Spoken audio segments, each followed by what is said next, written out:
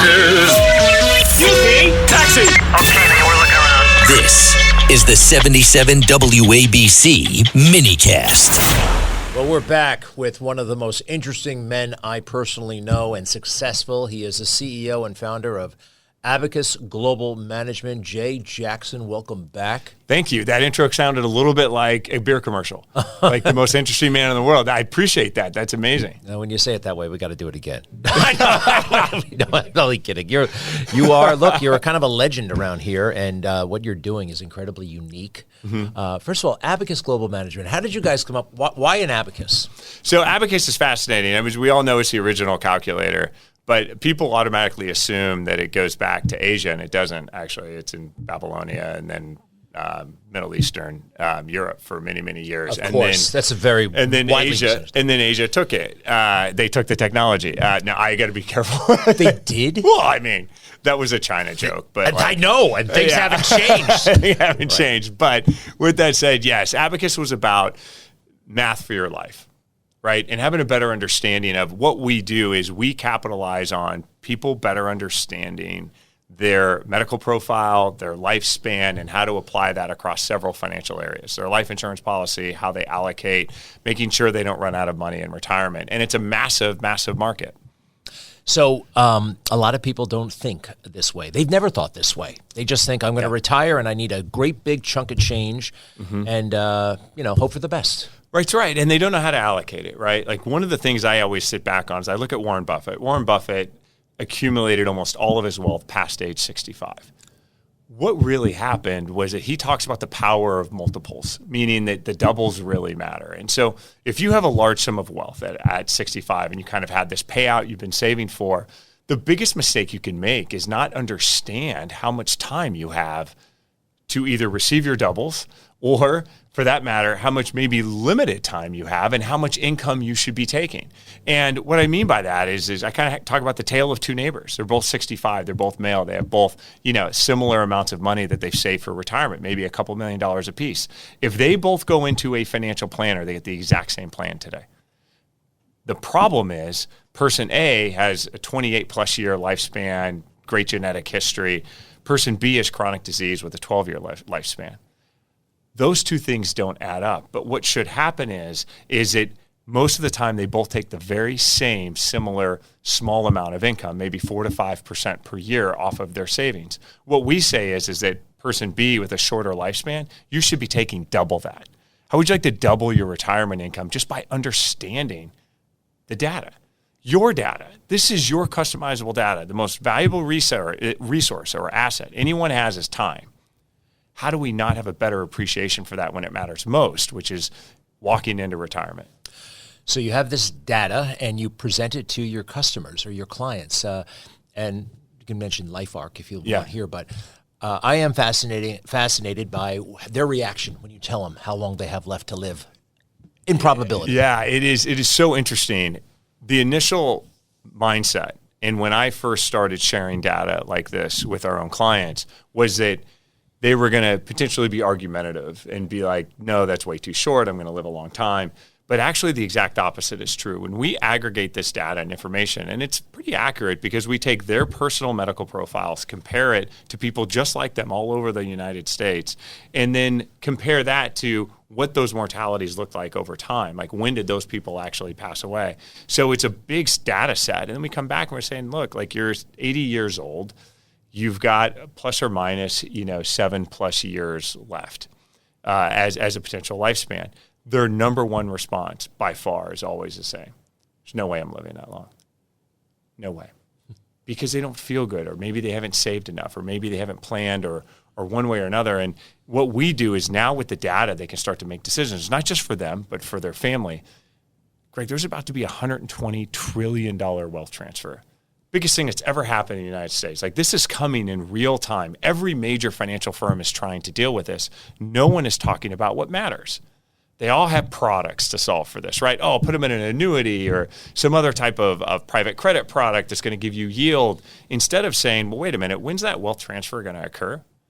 And how should you manage it once it does occur?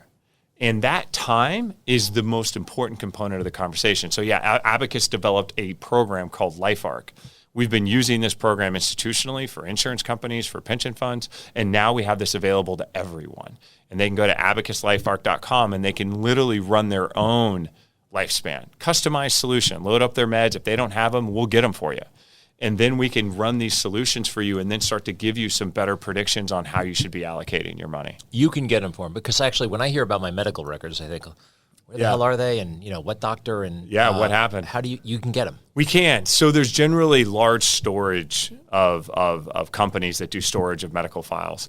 We can get a signed HIPAA from you, which gives us the permission to go and request these medical files from you. Sometimes physicians don't report, so we have to then go directly to the physician, get a copy made, and then aggregate these for you. And they can be cumbersome, but they're super important. We use AI-driven models to help people understand what these summaries are. If you have a person going through 1,000 pages of medical files, on average, they're going to miss one or two things. Let's hope it's not cancer, but let's hope that they're able to capture everything. Utilizing AI-driven, it's our own enterprise AI model. What we're able to do is read 1,000 pages of medical files, ensure we've captured everything, and do it instantly. Wow. Yeah. And so now you have a summary you can take to your physician if you're going to a new physician or the emergency room or somewhere. Here's my medical summary. Here's what meds I'm taking. That's how you prevent and improve, actually, your outcomes. When you talk to people in the industry or people who are skeptical, what's the number one pushback you hear? Yeah, oddly enough, it's people don't want to know this information, right? Like, it's this whole idea of, gosh, I don't want to know I have cancer. Well, say that to somebody who's stage 4 versus stage 1. I think that's a ridiculous concept, because everywhere else in the world, people are very comfortable about having conversations around mortality. In fact, it's celebrated in many cultures. Here in the United States, the reason why people feel that way is that they have fear. What we try to do is the best way to alleviate fear. The best gift I was ever given was having thousands of conversations with people who were more towards the end of their life than at the midpoint or the beginning, because the wisdom they'll share with you is a purpose-driven life. They're going to come back to you and say, hey, go out, talk to your folks if they're still alive, hug your kids, make good friends. Those are the things that actually really matter. And that allows me to appreciate time. And if once you start appreciating time and figuring out how to slow your life down, I'm not saying don't work hard, don't drive, don't do all those things. You got to do all those things. But appreciate the time you have. You're going to make better health decisions. You're going to be better and you're going to be healthier today, right? You're more likely to work out if you're looking in the mirror and you're saying, my God, if that's my 80-year-old self in the mirror, he'd probably tell me to do one more set. Right? Because they want to walk, they want to be active, they want to be engaged. Now you know what you're buying. Wow. So this can be a wake-up call for people as well. I mean, when you tell them that information, what are some of the key things for longevity? Because you have a very unique perspective on all of this. Yeah, I think the simplest, if you just look at the data and the numbers, exercise is number one. But the problem is that most people don't exercise because I'm not saying that people are inherently lazy. That's not it. It's because they don't know what they're buying. They don't have the motivation. How can you motivate yourself? Is it the best way to motivate yourself is to say, okay, I'm buying an 80-year-old self that's functioning, that's not living by themselves, that's not sitting in a wheelchair, and these are the things I got to do. So get out and about, exercise, use weights. The biggest question I get today is around GLP-1s. Well, won't GLP-1s improve those outcomes? The answer is yes, to a certain extent. What happens is that GLP-1s are going to typically decrease your muscle mass and decrease your bone density. So, of course, lower your fat as well.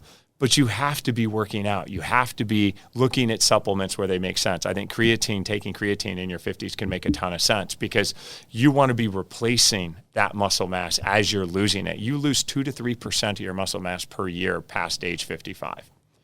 If you take GLP-1s, it actually advances that. We could end up with 70 and 80-year-olds in the next 20 years that are incredibly frail. And the challenge with that is that if you have a slip and fall where you break a bone, you know what your lifespan is after that in your 70s? On average, 2 years. So what we don't want is an incredibly frail population. So exercise, community, all those things are super important. I give this one piece of advice to everyone. I say, if you want to buy a loved one a gift who's in their 70s, buy them the gift of a second language for 3 reasons.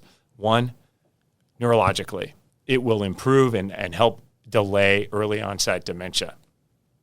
2, think about this, community. You're going to go out and talk to a brand new community. You're going to make friends, A situation where you never thought you would have made friends, but they're speaking a new language. It encourages you to go and do that. And then third, you're going to travel. Let's say you learn Spanish. Maybe you go to Spain. Now you're walking around, you're carrying a suitcase, you're doing deadlifts, you're throwing stuff up into the airplane luggage bin. You're walking, you're exercising, you're on tours.